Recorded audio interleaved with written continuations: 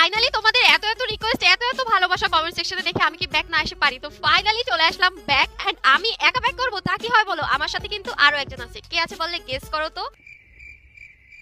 ঠিক আছে ঠিক আছে, এত কষ্ট করে গেস করতে হবে না, আমি দেখাই দিই চলুন। আমাদের সাথে আছে না না দাদা না, আমাদের সাদিয়া আপু এই পাশে।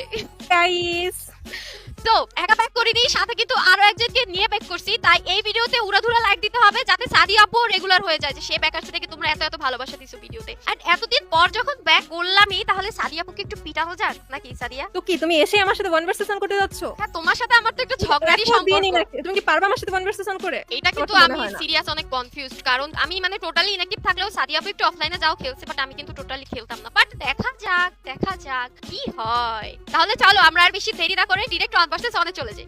গাইস এই জান্নাত গেমিং এর এত শখ আমার কাছে মায়ের খাওয়ার, দেখো এত বছর পরে ব্যাক করে আবার চলে আসছে আমার সাথে